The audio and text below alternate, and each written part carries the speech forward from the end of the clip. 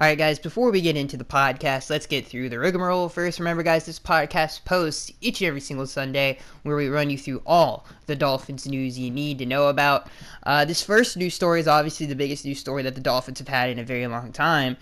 What are the Dolphins getting in defensive end Robert Quinn? So if you didn't know, the Dolphins traded for a very prolific, formerly a prolific pass rusher and defensive end Robert Quinn. And we're going to get into all my thoughts about him here in a second, but he is one heck of an athlete, I will say that. The Miami Dolphins have agreed, this is from the Finsider, by the way, this article. The Miami Dolphins agreed to a trade with the Los Angeles Rams on Friday, sending LA a 4th-round draft pick for defensive end Robert Quinn, along with the two teams swapping 6th-round picks. So that's a key thing there.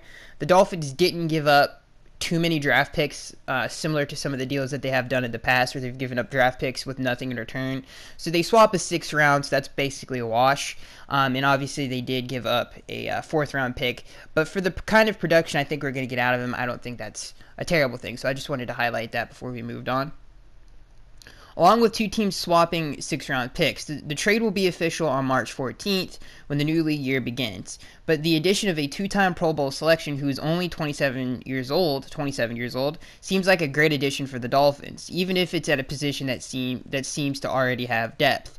Quinn dealt with some major issues in 2015 and 2016, which included hip, knee, back, and concussion problems. He played in just 15 games over those 2 seasons, but came back last year to play in 2015 as an outside linebacker in the new 3-4 scheme for the Rams.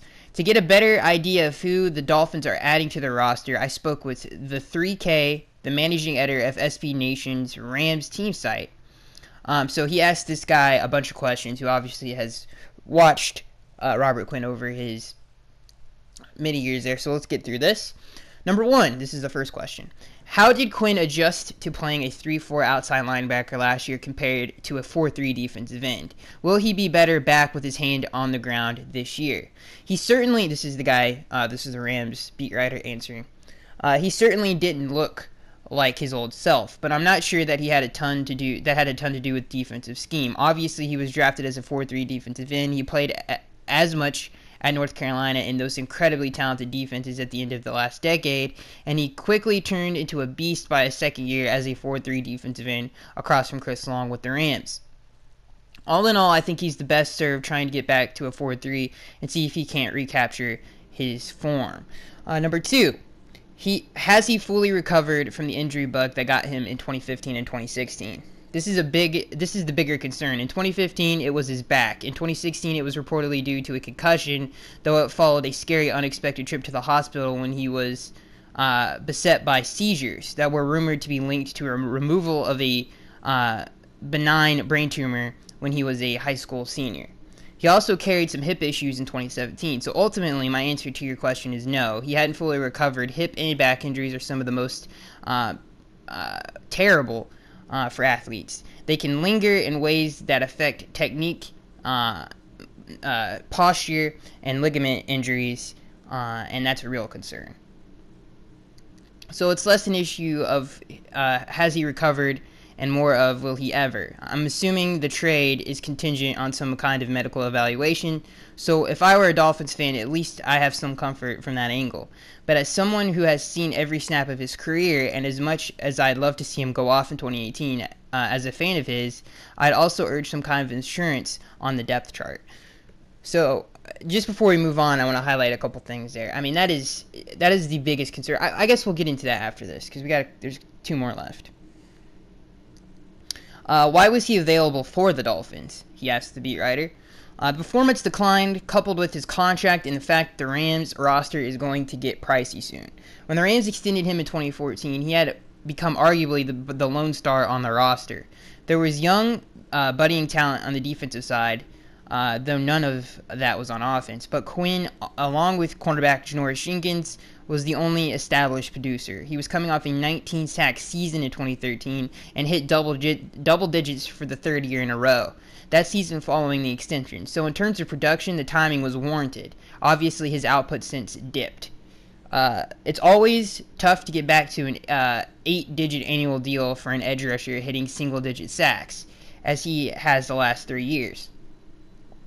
and that put additional pressure on the Quinn issue. The Rams don't have a ton of depth at the edge, but looking at $25 million for Quinn over the next 2 years, with less than $1 million in dead cap, to a ton of Rams fans looking to cut him outright and save the money because there were so many upcoming competing contracts with the Rams we're going to need to make happen.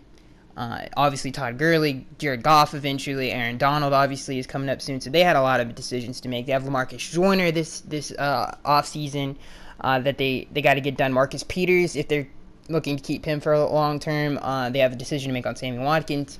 So they had a lot of Alec Ogletree. They had a lot of people, is basically what he's saying, to figure out. So that's one of the bigger reasons that the Rams let him go. And obviously, he said, coupled with the injuries and obviously his dip in production.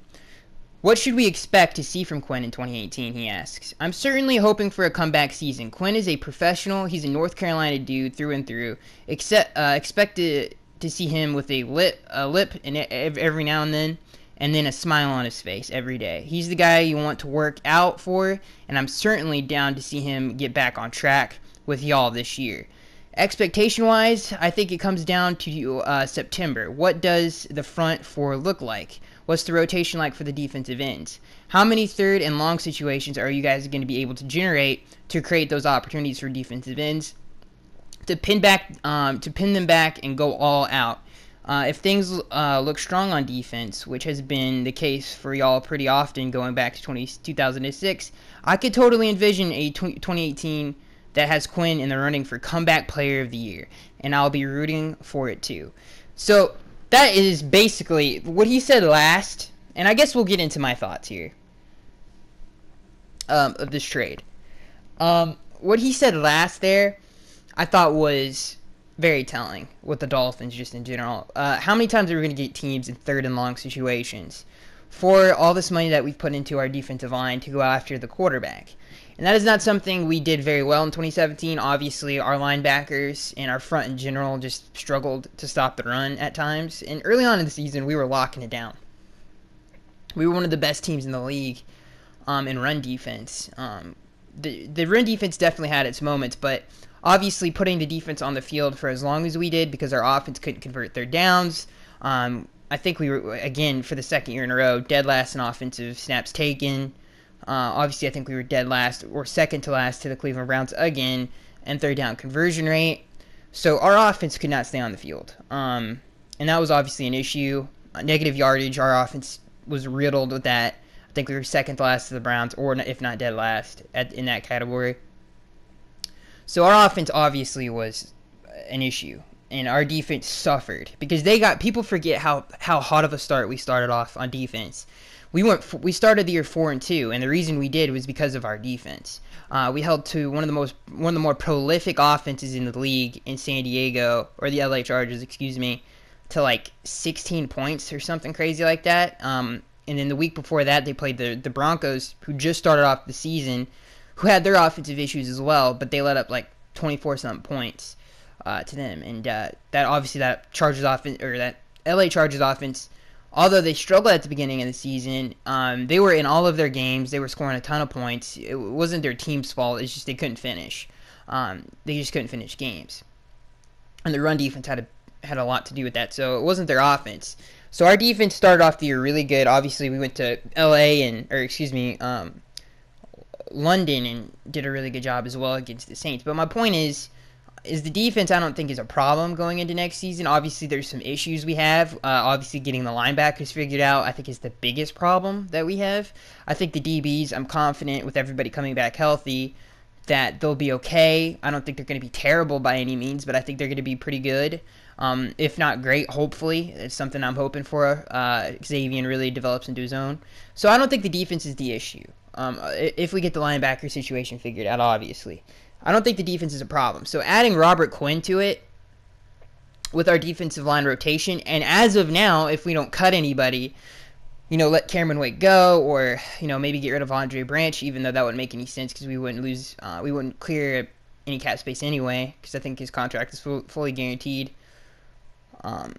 Anyway, so I don't think we would do that, but in the whole Sue situation, so if everybody stays on the D-line with Quinn, I like that a lot with Charles Harris. That obviously lets Cameron Wake be in a relief role in terms of like our third down pass rush would be pretty awesome. And Cameron Wake has really been declining in run defense. He's been really struggling to set the edge. He's not the athlete he once was, and you see that with Tyrod Taylor. When we played the Bills, he's missing sacks a lot. He's having trouble even chasing down Ryan Fitzpatrick over these last few years. He's missed a lot of sacks, so he's not the athlete he once was. And I think adding Robert, who's 27, Charles Harris, who we're hoping develops into the player that we thought he was coming out of college in terms of his best thing he did was pass rush.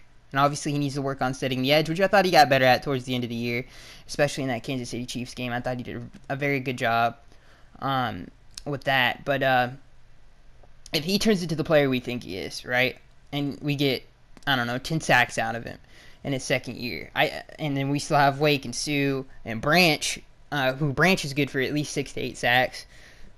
And if Quinn throws his hat in the ring and gives us, let's say, 8 sacks, which was not a great year for him last year at 3-4 outside linebacker, and then we get Wake with another 10 sacks as a third down rush specialist, and I don't even mention Sue sets, and we got Phillips and Devon Gottschall coming back, who had a really good rookie season with Vincent Taylor. I think this was a really good trade for us.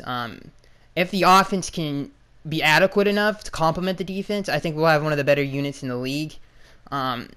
If we can stay healthy with Raekwon coming back, maybe we get a Roquan Smith or Tremont Edwards in the first round, or Evans from Alabama. You never know, but I really like this trade. There's a lot of ifs, but I think I'm not really looking for Robert Quinn to become the 2013 Robert Quinn. Just to go through some of his stats really quick. So his best year obviously was in 2013 when he broke the Rams record with 19 sacks. In 2012, which was his second year in the league, he had 10 sacks. And both of those years, he started all 16 games. This is when it and then his last year with double-digit sacks was in 2014. In all of those games, by the way, including his rookie season in 2011, he started all 16 games. Except he didn't start in 2011, except he only started one game in 2011, but he played all 16 games. So then in 2015 is when his production started to dip. He started 7 games that season. He played in 8, so he was very injured. He had the back injury, really affected him. He only had 5 sacks and limited playing time that season. And then in 2016, he had obviously 8, switching to the 3-4 outside linebacker.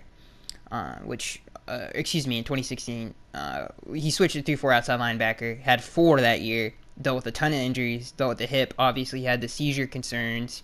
And then in 2017, he had 8.5, switching to 3-4 outside linebacker, which was his healthiest year. That 2017 was his healthiest year since the 2014 season. So that's dating 2 years back before that season.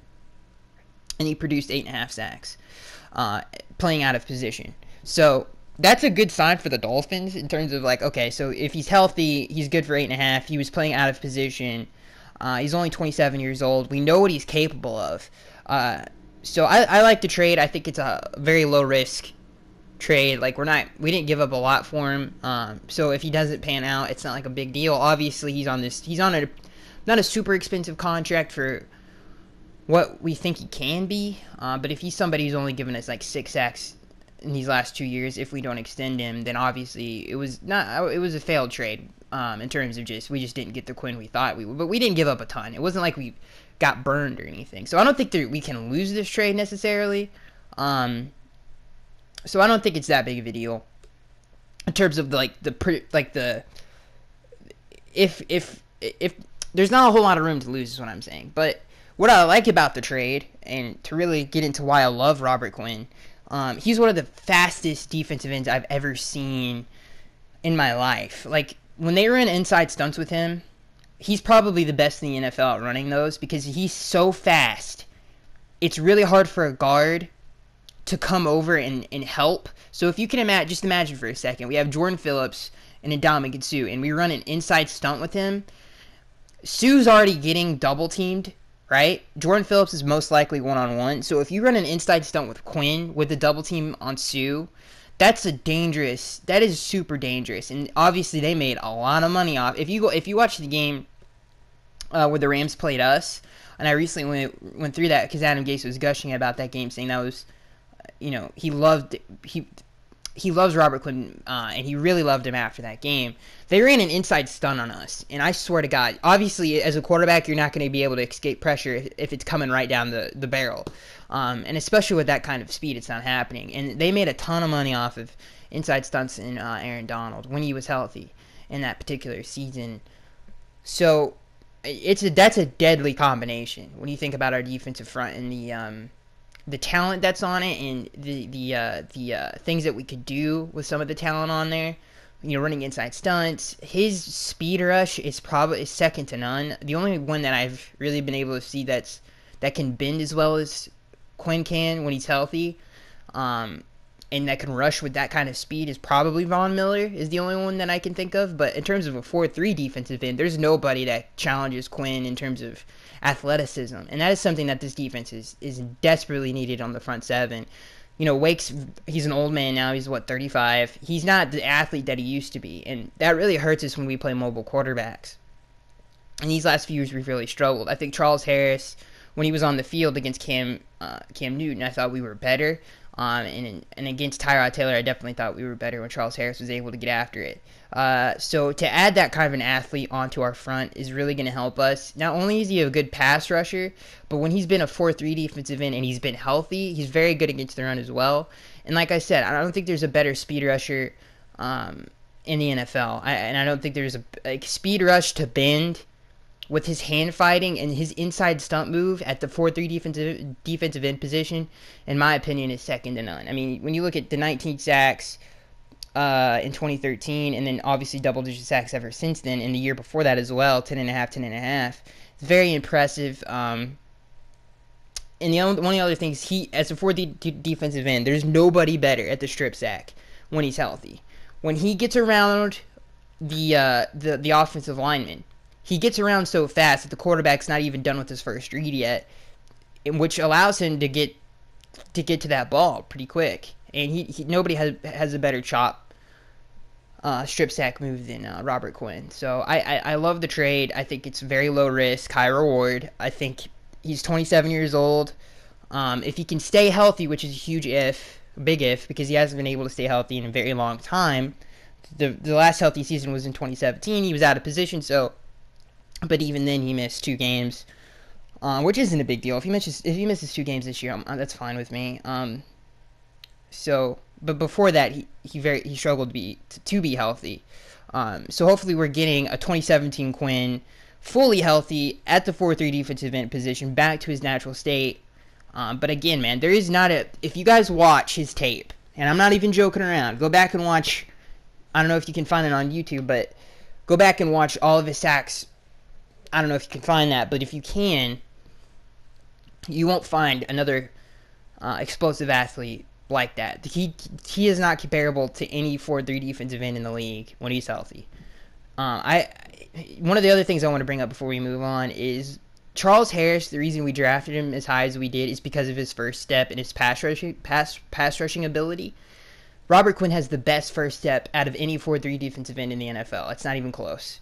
His speed rush is second to none. So I'm very excited for this. If he can stay healthy, which is a big if, then he's going to be a very, very good player for us for a long time. So I love the trade because I don't think we're going to lose anything other than a 4th round pick. Other than that, I think we're good to go. So I really enjoy that trade, and I know we talked about that for 20 minutes, but it's very important. All right. So let's get to a quarterback that the Dolphins are heavily rumored to actually want to draft. And the reason we're talking about Baker Mayfield today and not a lesser profile guy is because he's been in Dolphins news this entire week. So I thought it was very important to bring up. A budding bromance. Baker Mayfield says, and again, we talk about quarterbacks every single week. This week it's going to be Baker Mayfield because of his involvement and connection to the Dolphins, and especially during the Combine, especially. This comes from the Miami Herald. A budding bromance. Baker Mayfield says he and Dolphins coach Adam Gase relate a lot. Call it what you like, but there are more than a few similarities between the Heisman Trophy winner and the Dolphins head coach. And no surprise here, they hit it off when they met. Adam Gase said, quote, he's a smart guy. Mayfield said of Gase at the NFL scouting combine on Friday. Mayfield said, quote, I think we relate a lot, mindset-wise on offense. I think they've got the keys on the team. They're close as well. He's a smart guy. There's a reason he's a good head coach. Mayfield and Miami have been linked ever since he expressed a desire to play for the Dolphins on social media. He later said it was overblown and he was just trying to have fun with fellow Sooners Kenny Stills. Gase said Wednesday that he wants to draft a quarterback every year, but insists that Ryan Tannehill is the starter in 2018. That would make Mayfield a backup, which is not in his DNA.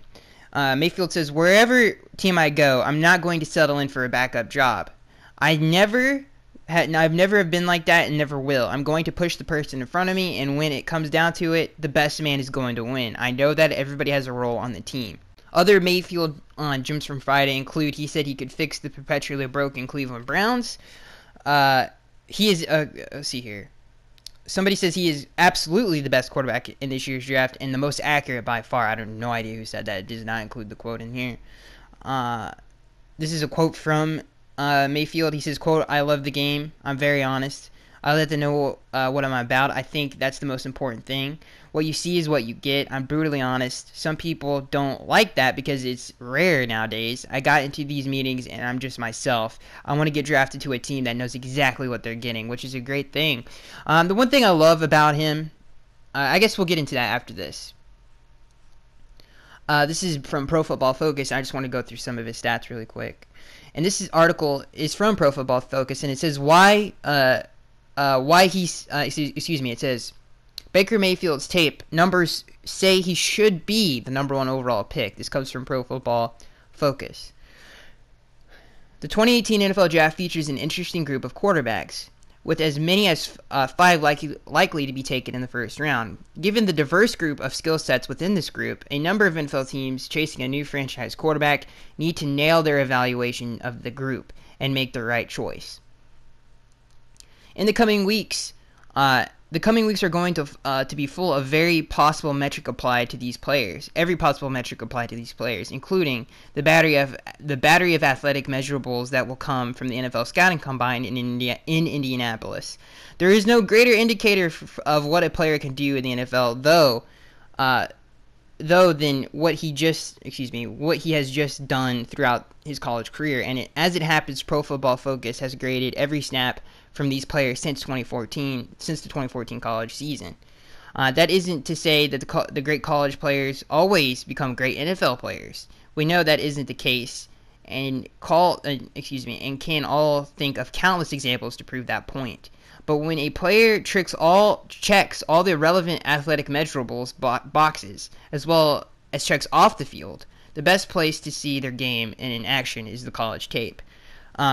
From what we have seen on the field, Oklahoma's Baker Mayfield is the best quarterback in this draft class, and it's not even particularly close, which is pretty insane. This is based off of their metrics and their stats here.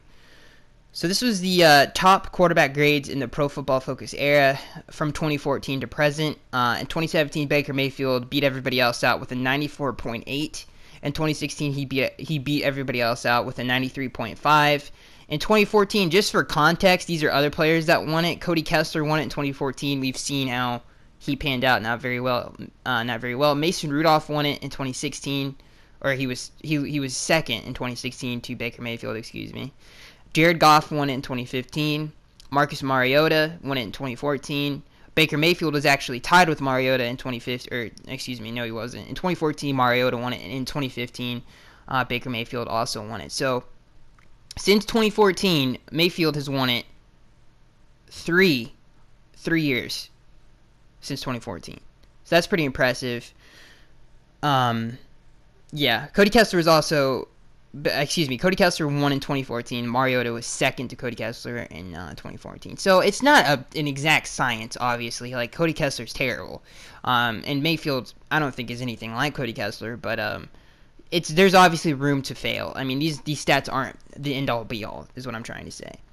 Every number you choose to focus on puts Mayfield head and shoulders above the rest of the class. His NFL pass rating when kept clean in the pocket was a 143.8 in 2017, more than 20 points higher than any of the other potential quarterbacks. So again, to say that again, which is this is an insane stat. His NFL passer rating when kept clean in the pocket was a 143.8, which is 20 points higher than anybody else, which is crazy. These are his numbers under pressure. Mayfield cool under pressure. Passer rating under pressure by year. In 2015, he had 117.4 pass rating under pressure, which was first out of 133 qualified quarterbacks. In 2016, he had 119.2 pass rating under pressure, which was first out of 133 qualifying quarterbacks. And in 2017, he had 111.6 pass rating while under pressure, first out of 117 qualifying quarterbacks. So those are just some of the stats that Mayfield has under his belt and why he is so coveted in the NFL draft. And I thought the only reason I wanted to bring out Mayfield, I know a lot of you guys want to hear about Mason Rudolph and some of the lower tier guys, not some of these high value guys that are definitely going to go from 1 to 15. All of those guys are going to be gone. Mayfield, Allen, Darnold, and Josh are all going to be gone. But the thing about Mayfield, some of those stats are very impressive, but I have some hesitations when talking about him in terms of can he be a great NFL franchise quarterback. There are obviously a lot of things that I love, but we'll get to those here in a second. Comparing him to all of the other guys, they passed it a lot at Oklahoma, obviously. He plays for a very talented head coach, very young, very smart man down there in Oklahoma, has a great scheme, obviously recruits very well. He has the best team, all-around team, out of any of those guys on the board. He has a better team than Sam Darnold. He had a way better offensive line. He had better talent around him at the skill positions. Maybe not at running back, but everywhere else he definitely had to. And especially his years there. I mean, he had Joe Mixon at one point. He had Samaje Perine at one point. He's always had great talent around him. And that's something that really, and it's not even close, to be honest with you. He has way more talent than Josh did at UCLA. He has way more talent than Sam Darnold really ever did. I mean, Sam did have Juju Smith-Schuster his first season starting there, but other than that, I think Baker pretty much destroys that in terms of NFL talent. When you talk about Joe Mixon and Samaje Perine are two starting NFL running backs right now. So the one thing that I will say about Baker and some of the hesitations that I have, he's always had a better team than everybody else. His scheme is by far, especially to the college game, is way more college friendly and way more effective than any of the other guys. Sometimes he has guys wide open on plays, like there's nobody around him, and you're not going to get that wide open in the NFL. So he played for a great head coach. He's always had great NFL talent surrounding him on defense and offense. So I think that really separates him from the other guys. He's really never had to carry a team per se, which I find interesting. When you talk about all the other guys, Josh Allen, Josh Rosen, especially Josh Allen, I mean, they played with not nothing, but they definitely didn't have the talent that Baker had. The other hesitations I have is definitely his size. Although I think in today's NFL, when people bring up like Doug Flutie and some of the older, smaller guys, that Doug had a pretty good career. If Doug was drafted now, I think he would have had a way better career because of how the game is played today. So I think, and people bring up Drew Brees and Russ Wilson. I don't think they would have worked out in Doug Flutie's time either. I think they definitely would have gotten beaten up. It was just obviously not a very pass-friendly league back then. So I definitely don't think they would have worked out back as well as they have, in today's league. So I think Baker's size isn't that big of a deal, even though it is a question mark. I think his size in today's game, to compare that to the old school way of thinking, I don't think is right, because I don't think it checks out in today's game. So I don't think that's a huge deal, but his size is definitely something to keep your eye on. But those are the only two reservations I have for him. And the things that I love about him, he's obviously deadly accurate. Like I said, he's had people wide open before, but did he miss him? No, he put the ball right on the money.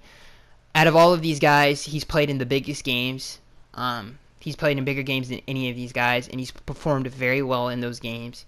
He almost brought his team to the national championship if it wasn't for play calling to really take the ball out of his hands in overtime. He probably would be in the national championship. So he's played very well in big games. He galvanizes his teammates. He's a great leader. Everybody who's been around him loves him. His teammates love him. They would run through a brick wall for him. He plays with swagger. He has an elite ability to escape pass rushers, even though at the combine you're in the 4.8 range. He's very quick and elusive, and I still think that will translate to the NFL in terms of his movement in the pocket, his ability to keep plays alive. I think will translate to the NFL. I don't think the 4.8, which is a slower 40 than I think some people thought. I thought he probably would run in the early 4.7s, maybe late 4.6s, but he didn't even get close to that. But I still think that his athletic ability will translate to the NFL. So he will be able to, when things break down, create offense, and he's a really good rhythm thrower. So he can do all the things that you want him to do in the short passing game. So I think he really does fit in today's NFL. But those other question marks that I have, he's accurate enough to fit it in tight windows, but those are things to look. Like, he did have the most talent. He did play with a great head coach. He is a little shorter than the other guys. And really, in NFL history, the only short guys that have really been Hall of Famers have been Drew Brees and Russell Wilson. And the other guy to come closest to that was Mike Vick, but he had elite speed, who was barely 6 feet tall. So those are the only hesitations I have. But out of all of the other guys, Baker is my least favorite because of those things. I think Josh Rosen has elite talent and carried a program for his years down there. I think Sam Darnold really put the team on his back this past season as well and did a very good job under that kind of pressure. I haven't really seen Baker been able to carry his teammates like those guys have been able to do. Josh Allen really didn't carry anybody, but the wins that he did win, he really put the team on his back and was able to go out there and win football games with way less talent than Baker had. So those are the only things that I have hesitations on, but I do love him. I think he's really fun to watch, and I love the way he is around his teammates. And he's definitely talented enough to be a NFL franchise quarterback. So there's a lot to like about Baker. And if that is true, him and Adam Gase have gotten along. The Dolphins really like him, apparently. If that is true, and we take him with the 11th overall pick, I don't think I would be too upset about it. I don't think I would be overly upset about it. I don't think I would necessarily love it. I think I would be okay with it. And I definitely would have my reservations because there are question marks with him. But I do think it would be an interesting pick with the 11th overall pick because he can become that NFL franchise quarterback. So definitely something for us Dolphins fans to keep our eyes on. Let me know what you guys think about Baker Mayfield. Again, apparently, if the reports are true, Adam Gase likes him. The Dolphins like him. And I think there was a report earlier today from an NFL reporter who was at the scouting combine that says the Dolphins are the most likely to pick him if he falls to us. It's very likely that the Dolphins pick him. So, very interesting stuff. Like I said, I think he definitely would fit the locker room. We have a younger team, so I think he could come in and definitely win some hearts right away. This isn't a veteran team on offense especially. So, it's very interesting. We'll see what happens. But all right, next news story. And obviously, guys, let me know if you would mind hearing Baker Mayfield's name being called with the 11th overall pick. He would be the third Dolphins quarterback to be picked in the first round. The only other ones were Bob Greasy, Hall of Famer, Dan Marino, Hall of Famer, and Ryan Tannehill, who I think had a very good Dolphins career, despite what everybody else thinks of. He had a very solid career as a Dolphins quarterback. Obviously, an all-time leader in rushing yards for a quarterback. He broke Marino's records as a rookie. He's broken some of those records in his first 5 years. So he had a very good career. Maybe Baker Mayfield is the next Dolphins quarterback to be selected in our rich franchise history. Let me know if you guys would like that or hate that. The next news story comes from the Sun Sentinel and Chris Perkins. Dolphins would likely need multiple players to fill Jarvis Landry's shoes. The Miami Dolphins have a plan if they happen to retain wide receiver Jarvis Landry. Things get a bit murky, however, if Landry departs. In the wake of Dolphins granting Landry permission to seek a trade on Thursday. Recent franchise history suggests it would take 2 players at least to replace Landry's 100 receptions per season. Worse, it doesn't seem the Dolphins have such a talent on their roster at either wide receiver or tight end. That could send Miami into the free agent market for someone such as Tavon Austin, the Los Angeles Rams speeder receiver. The Rams want to trade or release, or it could send them searching in the early middle rounds of the draft for help, or it could permit a trade. The Dolphins put the non-exclusive franchise tag and an approximate $16 million salary cap on Landry on February 20th, the first day they were allowed. Miami then granted Landry permission to seek a trade, but the trade market for Landry is a wait-and-see proposition.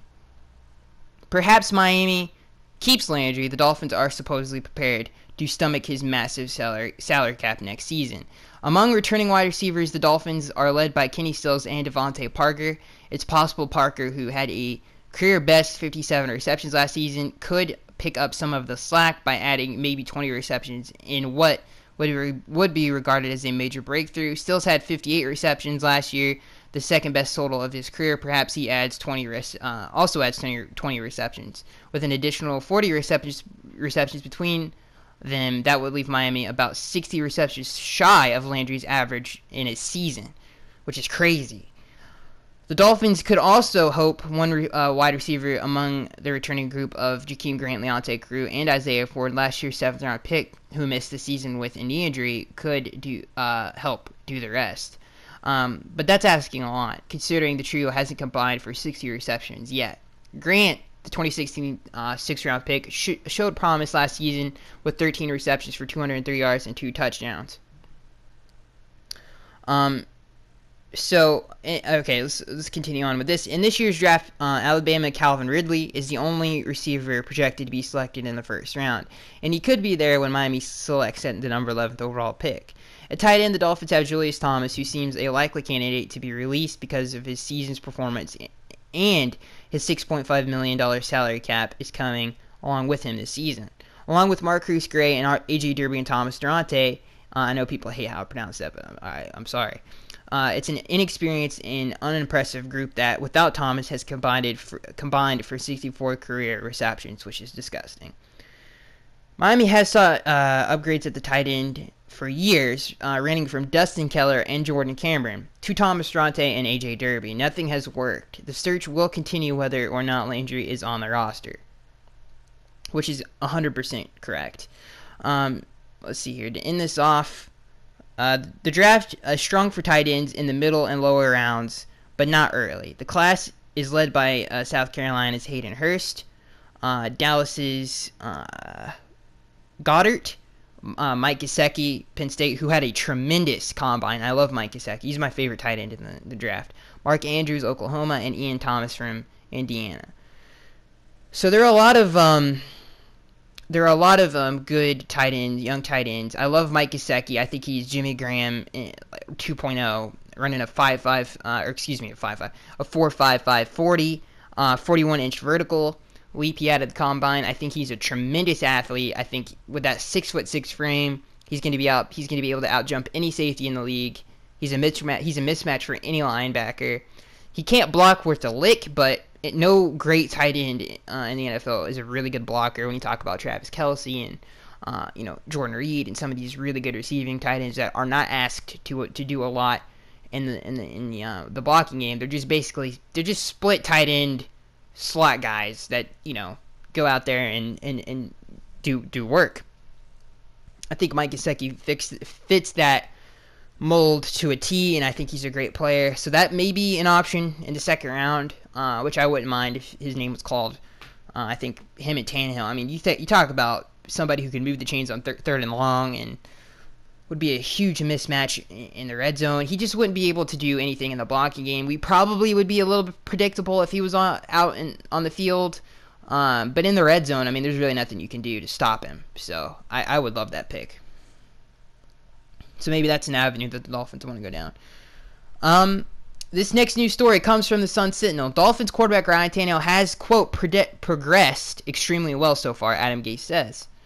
Quarterback Ryan Tannehill is progressing nicely through his left knee rehabilitation program and seems to be on track to be a full participant this offseason. This offseason program begins in April. Miami Dolphins coach Adam Gase said Wednesday. Gase, speaking at the NFL's scouting combine, said Tannehill, quote, has progressed extremely well so far, and he emphasized his mobility is fully intact, which is really good to hear because that's a big part of his game, and I definitely want to see more of that on third down situations and especially in the red zone. I think Tannehill, especially in 2016, really utilized his athleticism in the red zone, which I think he needs to do more of. I think that needs to be emphasized more this season is when we get to that 20-yard line area, 20 to 15-yard line area in the red zone, he needs to be very cognizant of his mobility and his ability to break the pocket and create plays for others. And I think that needs to be an emphasis this upcoming season. Hopefully we do more and see more of that. And not just bootlegs. I'm talking in the shotgun, if there's nothing there, break it and make plays like Aaron Rodgers does. I think that can be a very big part of his game and successful for our offense. Hopefully that is emphasized. Tannehill sustained an injury late in the 2016 season, opted to not have surgery on the knee, and sustained a season-ending left knee injury during 2017's training camp. Tannehill has missed Miami's last 20 games, including the wild card playoff game at Pittsburgh after the 2016 season. So yeah, it's really nice to hear that he's on track and his mobility is intact. I think that quote was not in this, which is really nice to hear. And I'm very happy to hear that. And, obviously Adam Gase was gushing about Tannehill and what we missed from him. I thought he threw some shade at Jay Cutler as well in that scouting combine press conference. If you guys want to go watch that, I thought that was pretty funny. I think he said something along the lines of, you don't know what you have until it's gone. And I thought that was pretty funny. So yeah, but it's really nice to have our quarterback back. And I've recently watched him. I watched all of the games when we went on that huge winning streak, that 6-game winning streak. Comparing that to Jay Cutler's tape and how the offense was ran is like night and day. Tannehill did a lot with his legs. He was just great. Some of the comebacks that we had in that 6-game win streak and what he was able to do, creating offense for others, is pretty impressive. And I think that's lost on a lot of Dolphins fans. So I encourage you guys to go back and look at some of those games. This next news story, Colts are a team to watch for a Jarvis Landry trade.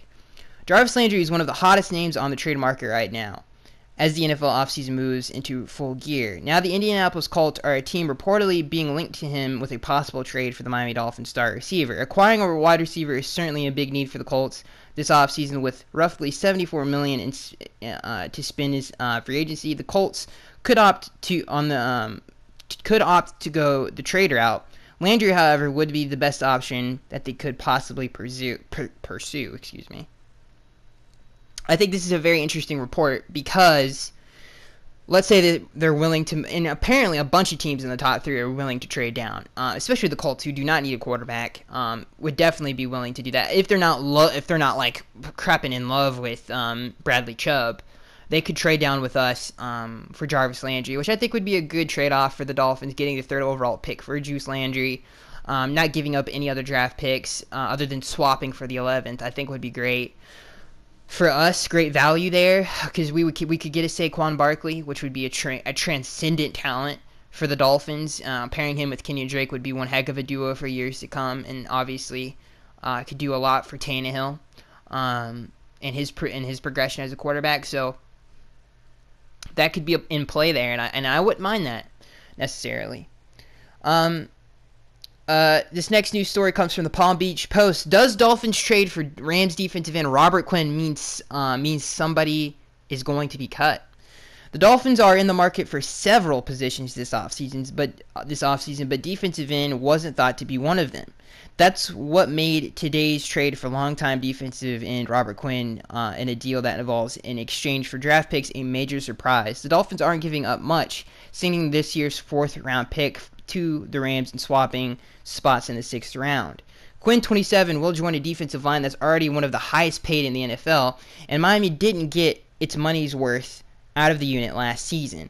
While there's strong possibility that the trade will be contingent on Quinn's renegotiating his contract, he's currently due $12.4 million this year and $12.9 in 2019. So the Dolphins could bring that down, which I think is pretty interesting.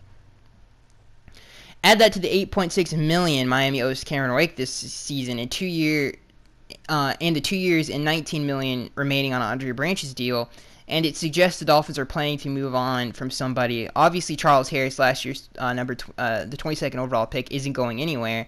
Quinn, a two-time Pro Bowler and a 2013 All-Pro, had 8.5 sacks in 2015, in 15 games in 2016 or 2017 for Los Angeles last year.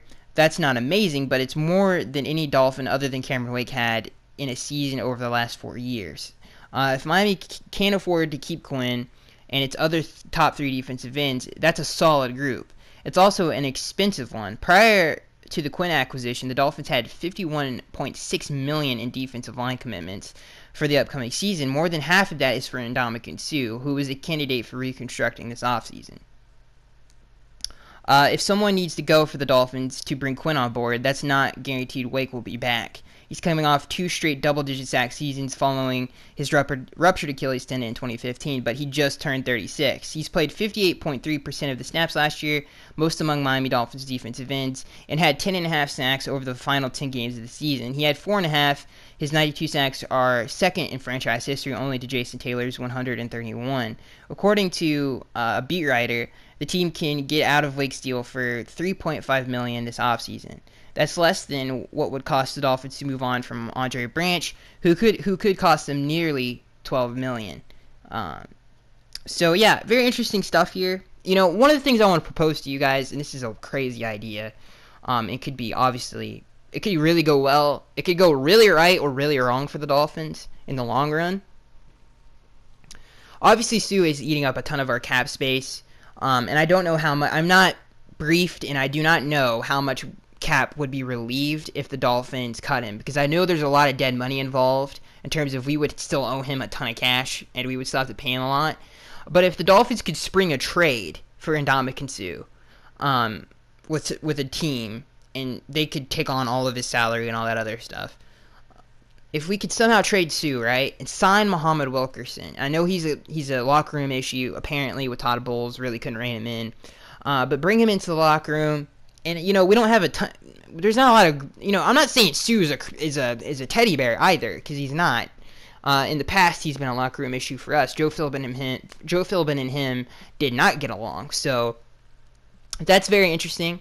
The Dolphins could do that. They could trade Suh, sign Muhammad Wilkerson, who isn't better than Suh by any stretch of the imagination, but he's still a very, very good player and definitely could help our defensive line. And I think he's actually probably a better pass rusher than Suh is at this point in his career, but he's definitely not a better all-around player than Suh is at this point in his career. And obviously, you're taking on some of the locker room issues and all that other stuff, but it could relieve a ton of cap space. We really don't know Muhammad Wilkerson's market in terms of there's not a lot of teams that I think are going to be willing to pay him a ton of money because of his locker room background. So that could be something that the Dolphins would want to do. Let me know what you guys think about that, because I think it's very interesting. The door is open for the Dolphins to trade up in the first round of the NFL draft. This comes from Chris Perkins of the Sun Sentinel. Chris Perkins. Cleveland Browns general manager John Dorsey said Thursday he's willing to wheel a deal the number 1 overall draft pick, and he wasn't alone.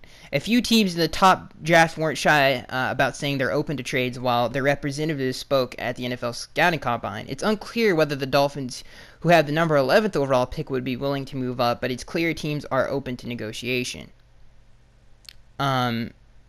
The Indianapolis Colts general manager Chris Ballard said the same thing about trading down with the number 3 overall pick, but he said he much consider other things first. Chris Ballard said, if we were going to trade back and you say, well, look, there are only 15 or 16 first-round players, actual first-round players, it's worth trading back for these extra picks, Ballard said. I think that was an interesting story, linking it to the Colts wanting to trade for Jarvis Landry. So I think it's very likely that if the Dolphins are very interested in trading up, getting the 3rd overall pick, which is just about as far as you can get, for Jarvis Landry, I think would be a good trade-off. And I think those two articles are very interesting in linking up with each other. So let me know what you guys think about that. If you would be okay with that, knowing that Jarvis Landry is most likely going to be traded anyway, would you guys be okay with that? Dolphins, Adam Gase gets defensive discussing Kiko Alonso's pass coverage. Don't tell Dolphins coach Adam Gase there was slippage in linebacker Kiko Alonso's pass defense last season. He said, quote, he had the same amount of tackles this year as he did last year, right? Gase is right. Alonso had 115 in 2016 and in 2017. Then it appeared Alonso had breakdowns to pass coverage. Gase got even more defensive. Do you know who he was supposed to cover? When asked about that, was it a safety issues or was it him? Was it man-to-man coverage? Everybody is going to have some issues once in a while, but I don't think it was as bad as everybody thinks it is. So I wanted to talk about this because this actually made me upset. It's not just Kiko Alonso's pass coverage, it's his tackling in the open field that is an issue.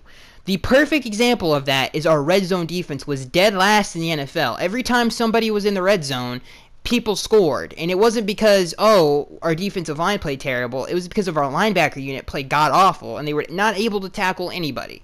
A perfect example of that was the touchdown to Christian McCaffrey, for God's sakes, where Cam Newton, I think it was like on a triple option. Kiko and I think Andre Branch had him dead to rights and just couldn't bring him down. That is an issue. Kiko Alonso, if he's this really good linebacker that we think he can be, and obviously Adam Gase thinks that he can be, and he's worth defending to the media, then he needs to make that tackle with all the money that we're paying him. So it's not just his pass coverage, it's also his ability to make tackles in between the offensive line, in between the tackles, be a really good tackle box guy, which he isn't, be a really good coverage linebacker, which he isn't. It's not just his coverage skills. I wish somebody would have brought that up to him. Yeah, he had 115 tackles, which is a lot of tackles, but most of those tackles where he just really struggles in the tackle box. And if anybody watches Kiko Alonso, I think can attest to that. He really, really does. He's not a thumper. He is not a really good pass coverage guy. Adam Gase went on to say he needs to be more aggressive and trust his athletic ability, which I think is very interesting, because he said he's faster than most tight ends in the NFL, which I thought was interesting, because he is a pretty athletic dude, but we'll see. I was like, yeah, Adam, but he also is not a very good tackler, so, and he misses, his gap assignment is terrible. He gets ate up in trash all the time. He is so easily erased when people are running the football. There's a whole lot of issues with Kiko Alonso. He's just not a big physical dude. Which second-year NFL player are poised for a breakout sophomore season in 2018? This comes from Bleacher Report. So for the Dolphins, it is Charles Harris, and he's actually on the front of this. So I wanted to go down and read why they think that, if I can't find this. There's a bunch of O.J. Howard. Okay, here we go. Miami Dolphins defensive end Charles Harris. Miami Dolphins defensive end Charles Harris was eased in as a rookie in 2017, but the first-round pick out of Missouri made some strong starts in December. According to Pro Football Focus, Harris had a team-high 8 quarterback pressures on 27 pass rush snaps in Week 15 against the Buffalo Bills. He followed that by posting a sack and third-best defensive Pro Football Focus grade on the team in Week 16 against the Kansas City Chiefs, which in my opinion was his best game. There's a lot in there, former Dolphins great Jason Taylor said of Harris recently. Per Joe Shad of the Palm Beach Post, the light bulb is going to go off at some point in this league. Taylor thinks the 22-year-old will become a Pro Bowler, and he should have plenty of opportunities to live up to the hype while backing up or rotating with 36-year-old Cameron Wake in 2018. Now, add Robert Quinn to the mix, and I think Charles Harris and Quinn, in terms of first steps, I think Quinn has the best. I think Charles has one of the best in terms of a 4-3 defensive end in the league, which is very interesting. And I think if we can get teams, if our offense can stay on the field and relieve our defense from that heavy workload that they had last season, I think that bodes well for the Dolphins and our defensive line. And I don't know why. Explain to me the argument against Robert Quinn, the Robert Quinn trade. Is it because of the money? Is it because of the Jarvis Landry situation? I want to know your guys' take on that, for sure. Because obviously the Dolphins value defensive ends more than they do receivers, just based on their moves as a front office these last few years. They value defensive ends just about more than just about anybody. This comes from David Hyde, who I respect a lot in terms of his opinions. Obviously, he's covered the Dolphins for a very long time. He says, 5 thoughts Charles Harris on Dolphins trade for Robert Quinn. Number 1, Charles Harris hasn't impressed the Dolphins. I think he's impressed them. I don't think he's impressed Dolphins fans. I think that's what I would say. Because things that you hear about. So, let's see here. I wanted to talk about Robert Quinn. Here we go. Quinn can help, of course he can. He returns to his natural defensive end position in a 4-3 system after a season at outside linebacker in Wade Phillips' 3-4 system. He had 8.5 sacks in that system. Although the Dolphins were 26th best in sacks last season, they had improved, and Quinn looks like the first idea toward that. If he returns to Pro Bowl form, a big if, considering football players don't get healthier as they age. The Dolphins made a big move also. The year before, they were 30th in rushing defense, and while Quinn is a good to great pass rusher, his run defense reports aren't good, which I disagree with. When he was healthy, this last season, his Pro Football Focus, if you're going off of that, were terrible in pass rushing and run defense. But when he was in his prime and when he was healthy, and when he was a 4-3 defensive end, he was really good against the run as well. So I think that is definitely something to keep your eye on. So that is it, guys. Obviously, the whole Jarvis Landry situation I try to stay away from because it's same old, same old. He is most likely going to be traded. He just signed the free agent. He officially just signed the franchise tag, so he could be traded as early as next week, which is interesting stuff. Hopefully the Dolphins get good compensation for him. Obviously, there was a reportedly was started by the Dolphins, that they were going to trade Jarvis Landry for a player-to-player trade for Jarvis Landry and Jordan Howard. There was another report that it was for Jarvis Landry trade included Jordan Howard and the 11th overall pick, which if that did happen, that would have been one of the worst decisions the Dolphins have made in the last 10 years. You're not giving up juice and the first-round pick in this draft. That would be stupid. That's just too much value there, especially for a one-dimensional running back that's just a grinder. He's not a very good pass catcher, so that would have been terrible. So yeah, that's about all the news for this week. Let me know what you guys think. I think the Baker Mayfield situation is very interesting. I think the Colts connection with Jarvis Landry and that 3rd overall pick, them wanting to trade the 3rd overall pick, obviously Chris Ballard said in that quote that he thinks he can still find great value with the 15th or 16th overall pick in the draft, which I think is very interesting. And Jarvis Landry is obviously a great commodity to trade for and a great asset to get that 3rd overall pick without even giving up anything in terms of just swapping first-round picks, which I think would be very interesting, and Jarvis Landry. So let me know what you guys think about that. I definitely want to know your guys' opinion on the whole Ndamukong Suh situation, whether the Dolphins could trade him away to someone else and maybe get Muhammad Wilkerson as a replacement there, if you guys like that, and getting him on a cheap deal because of his past. I think the Dolphins could totally do. So, very interesting stuff. A lot of stuff for the Dolphins fans to get excited about, especially. I want to know your guys' quarterback big board. I want to know who's your 1, 2, and 3. My 1, 2, and 3 right now, if you're including Baker Mayfield if you're throwing his hat in the ring, I think Josh Allen is my number 1 right now for the Dolphins. And this is relation to the Dolphins. This isn't just overall quarterbacks. Relation to the Dolphins, I think Josh Allen is by far the clear-cut best, especially after the combine he had. Even though this is t-shirt and shorts, the biggest complaint everybody has about Josh Allen is his 50% completion percentage and the fact that he wasn't very accurate and he's not a natural thrower, in quotes, that a lot of GMs said about him. But he went to the combine and threw better than anybody else there. In terms of accuracy, he was second to none. Josh Allen he missed a lot of outside-the-numbers throws. Baker Mayfield missed a slant. He was the most consistent thrower there, and obviously Sam Darnold didn't throw. So Josh Allen is my number 1. My number 2 right now is probably Josh Rosen. My number 3 would probably be Baker Mayfield if you throw his hat in the ring. I could switch Josh Rosen and Baker just on the lines of personality. I thought Josh Rosen said some really cringy things at the combine when they asked him about the hot tub situation that everybody's freaking out about. He said, yeah, I ordered that from Amazon, and then in the next sentence, like 2 seconds later, he said, yeah, it's really hard to be gluten-free on a college budget, which I thought was like, yeah, but you just crap and bought a hot tub, dude. I thought that was interesting. I thought that was very cringy, and I think that says a lot about his personality. I don't think he's very relatable as a leader, so that's going to be interesting. People bring up, like, Joe Namath and stuff, like, who lived the high life, but they were poor growing up, and then they got to the NFL, and then they lived the high life, so he was still relatable as a person. I just don't know if Josh Rosen's the most relatable guy. I think Baker Mayfield's just all around, with the whole package and what you're looking for in a franchise quarterback, I think he just has more value. So I guess I would put him second. Josh Rosen, I'm not the biggest fan of his personality, but his talent is definitely off the charts. So In terms of talent, I would put Josh Rosen over Baker Mayfield. But in terms of everything else, I would definitely put Baker Mayfield over Josh Rosen. So let me know what you guys' big board is. And I am Skyx1083, and I will see you guys in the next one.